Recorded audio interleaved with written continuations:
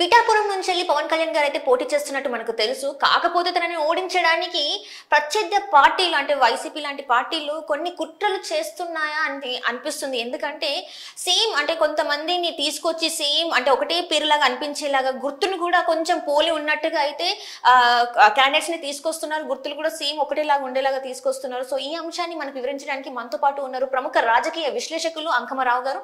నమస్కారం సార్. నమస్తే సార్, ఇప్పుడు చూస్తున్నట్టయితే పిఠాపురం నుంచి పవన్ కళ్యాణ్ గారు పోటీ చేస్తున్నారు. కాకపోతే తనని ఓడించాలని చెప్పేసి కొంత ప్రత్యర్థి పార్టీలే అనుకోవచ్చు, వైసీపీ పార్టీ కావచ్చు, ఏంటంటే సేమ్ సింబల్ ని అంటే గ్లాస్ గుర్తులాగా ఉండేలాంటి సింబల్ ని పేర్లు కూడా ఇంచుమించు ఒకటేలాగా ఉన్న పేర్లను కూడా తీసుకొచ్చిన క్యాండిడేట్స్ ని తీసుకొచ్చి పోటీ చేపిస్తున్నారని మనకి చూస్తున్నాం. అండ్ ఇక్కడ చూస్తుంటే కూడా మనకు అనిపిస్తుంది. దీని మీద మీ విశ్లేషణ ఏంటి సార్? సహజంగానే ఏ రాజకీయ పార్టీ వాళ్ళైనా ప్రత్యర్థులు ఓడిపోవాలనే కోరుకుంటారు కదా. వాళ్ళు ఎత్తులేయడంలో తప్పులేదు. అలాగే ఇలాంటి పేర్లు వాళ్ళని తీసుకొచ్చి మామూలుగా అవకాశం కల్పించడం కూడా తప్పని అయితే నేను భావించట్లేదు. రాజకీయ చదరంగంలో ఎవరేసే ఎత్తులు వాళ్ళు వేస్తూ ఉంటారు. అంతిమంగా గెలిచేవాళ్ళు విజేతలు అవుతారు, మిగిలిన వాళ్ళు పరాజితులు అవుతారు. గెలిచేది ఒక్కళ్ళే కదా నియోజకవర్గంలో. ఇప్పుడు ముగ్గురు పేర్లు ఇక్కడ కనపడుతున్నాయి. కోనేటి పవన్ కళ్యాణ్ గారు బకెట్ గుర్తు, కొణిదల పవన్ కళ్యాణ్ గారు అంటే జనసేన అధినేత గ్లాస్ గుర్తు, కనుమూరి పవన్ కళ్యాణ్ గారు అదే రూపాంతరంలో ఉన్నటువంటి క్యారేజీల టైప్ లో ఒకటి కనపడతా ఉంది. అంటే ఇప్పుడు ముగ్గురు, ప్రస్తుతానికి ముగ్గురు. ఈ రోజు సాయంత్రానికి ఎంతమంది పెరుగుతారో చూడాలి.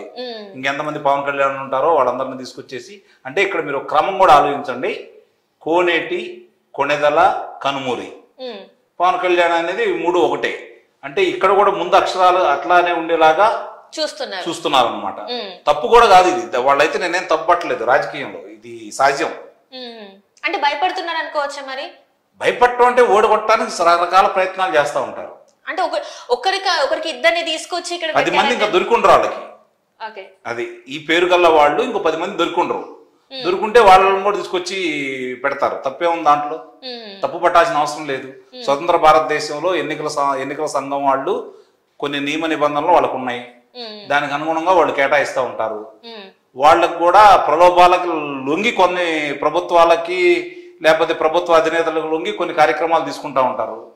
కాబట్టి ఇక్కడ ఇప్పుడు ఇదే గనక నిజం గనక అయితే, అంటే ఇటు పోటీ చేస్తున్నారు. ఎన్నికల సంఘం వాళ్ళు ఇంకా జగన్మోహన్ రెడ్డి గారి యొక్క చెప్పు చేతల్లో ఉన్నారని భావించాల్సి వస్తుంది. అంటే ఇక్కడ చూస్తుంటే పవన్ కళ్యాణ్ గారికి ఏదైతే గుర్తుందో గ్లాస్ గుర్తు, దాన్ని ఫ్రీ సింబల్ చేయాలని చెప్పేసి కూడా మనం వార్తలు వింటున్నాం. మరి ఫ్రీ సింబల్ అయితే ఎవరైతే క్యాండిడేట్స్ ఉన్నారో వాళ్ళకి మాత్రం ఇచ్చేసి మిగతా వేరే దగ్గర అక్కడ పోటీ చేయని దగ్గర వాళ్ళకి ఇస్తామని అంటున్నారు. మరి ఇలా చేస్తే మరి జనసేన పార్టీకి నష్టం చేకూరే అవకాశం ఉంది? అదేమి లేదు. మొన్న మధ్య ప్రకటించారు కదా, జనసేనకి ఆ గుర్తు కేటాయించారు. జనసేనకు ఆ గుర్తు కేటాయించారు కాబట్టి వేరే వారికి కేటాయించారు.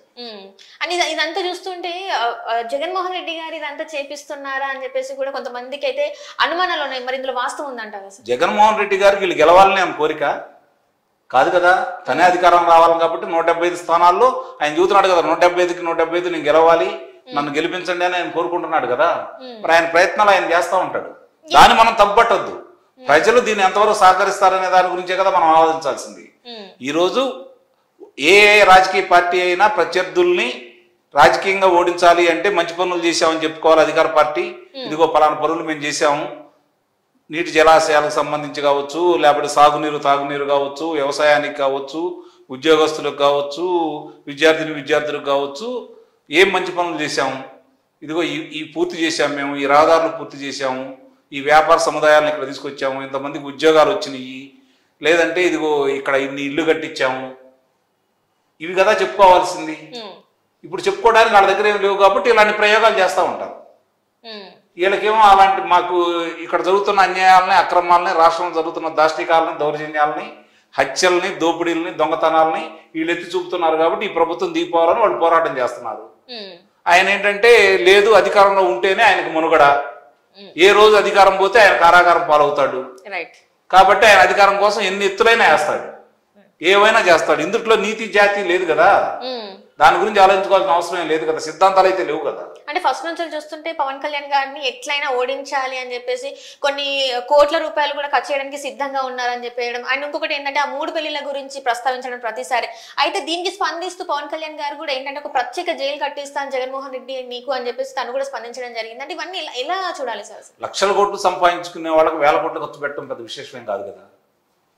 అలాగే ఇప్పుడు ఆయన గురించి మాట్లాడటానికి ఏముంటుంది? అవినీతి చేశాడనా, లేదా ఏదైనా దోపిడీ చేశాడనా, దొంగతనాలు చేశాడనా, కుంభకోణాల్లో ఉన్నాడన్న పవన్ కళ్యాణ్ గారు చెప్పలేడు కదా.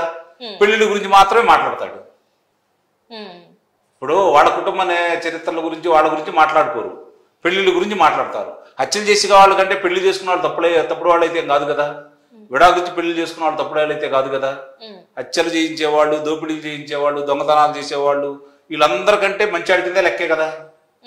ఆయన ప్రజాదరణ ఉంది, ఆయన చిత్రకథా నాయకుడిగా వెలుగుతా ఉన్నాడు. ఈ రోజు నిన్ను ఓడగొట్టాలని చెప్పి ఇంటింటికి తిరుగుతానంటున్నాడు. ఒక్క ఓట్లు కూడా చేయాలనివ్వని అంటున్నాడు. కూటమిని కట్టాడు, పోరాడుతూ ఉన్నాడు. ఆయన మీరు శాసనసభలోకి రానియకుండా ఉండాలని చెప్పని మీ ప్రయత్నాలు మీరు చేస్తున్నారు. ప్రజలన్నిటికీ ఇప్పుడు గతంలో ఒక చిన్న 2 ఉదంతాలు చెప్తాను నేను. రామారావు గారు 1994 ఎన్నికల్లో 2 ప్రాంతాల గురించి మీకు చెప్తా. ఒకటి గన్నవరం. గన్నవరంలో గద్దె రామ్మోహన్ రావు గారు స్వతంత్రంగా పోటీ చేశారు. స్వతంత్రంగా పోటీ చేస్తే ఆయన గెలుపొందాడు. అంత ప్రజాదరణ రామారావు గారికి ఉన్న సమయంలో కూడా. మరి అలాగే మాటూరు నియోజకవర్గంలో గుర్తు రాలేదు. తెలుగుదేశం పార్టీలో చేరారు గొట్టిపాటి హనుమంతరావు గారు, గుర్తు రాలేదు. గుర్తు లేకపోయినా కూడా గెలిచారు. అంటే ప్రజలు ఒక నిర్ణయానికి వచ్చిన తర్వాత వాళ్ళు బలంగా వాళ్ళ మనసుల్లో ఆ ముద్ర వెళ్ళిపోతూ ఉంటుంది. ఇప్పుడు గ్లాసు గుర్తు పవన్ కళ్యాణ్ గారు అని తెలిసిపోయింది. ఆ పక్కన దానికి సరిపడా అంటే అదే రూపాంతరంలో ఉన్నటువంటి కొన్ని గుర్తులు ఇచ్చేశారు. కానీ వచ్చిన వాళ్ళు నిశ్చితంగా పరిశీలించే ఓట్లేస్తారు. ఎంతో కొంత గురించి ఆలోచిస్తారని కూడా నేనైతే భావిస్తున్నాను. అంటే ఇప్పుడు ఏదైతే వైసీపీ వాళ్ళు చేస్తున్నారో ఈ ఎత్తుగడలన్నీ మరి పవన్ కళ్యాణ్ గారు తట్టుకుంటారంటారా? పవన్ కళ్యాణ్ గారు వీటన్నిటికీ ఇప్పుడు పవన్ కళ్యాణ్ గారి గురించి 2 విషయాలు చెప్తాను నేను. మొట్టమొదట ఆయన పార్టీ పెట్టినప్పుడు, పోటీ చేయనప్పుడు ఈయన కూడా చిరంజీవి గారి లాగా ప్రజారాజ్యం పార్టీని అమ్ముకున్నాడు అని చెప్పి వాళ్ళు ప్రచారం చేశారు. ప్రజలు నమ్మలేదు, కూటమిని గెలిపించేశారు. 2019లో ఆయన పోటీ చేశాడు, వామపక్షాలతో కలిసి ఆయన పోటీ చేశాడు. అప్పుడు కూడా ప్రజలు నమ్మలేదు. కారణం ఏంటంటే ప్రజారాజ్యం ప్రభావం ఆ రోజు ఉంది. ఇప్పుడు ఆయన ఈ గత 5 సంవత్సరాల్లో ఈ ప్రభుత్వం మీద చేస్తున్న పోరాటం, ఈ ప్రభుత్వంతో కలిసి ప్రయాణం చేయాలి, ఈ ప్రభుత్వాన్ని దించాలి అనే ఆలోచనతో కొత్త ప్రభుత్వం కలిసి మేమందరం కలిసి కొత్త ప్రభుత్వం ఉండాలన్న కోరికతోటి ఆయన తగ్గిన విధానం, ఆయన స్థాయికి తగ్గించుకొని తీసుకున్న స్థానాలు, ఇప్పటికీ ఆయన ఒబ్బిడిగా వాళ్ళ కోసం ప్రచారం చేస్తున్న విధానం ప్రజల మనసులో గెలిచింది. ముఖ్యంగా చంద్రబాబు నాయుడు గారు కారాగారంలో ఉన్నప్పుడు ఆయన కలిసి మద్దతు తెలపటం. రెండోది యువగళం పాదయాత్ర ముగింపు సభ కావచ్చు, లేకపోతే ఇక్కడ జరిగినటువంటి యువగళం దానికి కావచ్చు, జైహో బీసీ సభ కావచ్చు. ఆ రోజు చంద్రబాబు నాయుడు గారి గురించి ఆయన మాట్లాడిన విధానం అంతా ప్రజలకు బాగా నచ్చింది. కాబట్టి ఈరోజు తెలుగుదేశం జనసేన శ్రేణుల కంటే కూడా తెలుగుదేశం పార్టీ శ్రేణులు ఆయన భుజాన వేసుకున్నారు. ఆయన్ని వాళ్ళ సొంత మనిషిగా భావిస్తున్నారు, ప్రజలు భావిస్తున్నారు. కాబట్టి ఆయనకు ఎలాంటి డోకా లేదు. 21 స్థానాలకు 21 స్థానాలు 2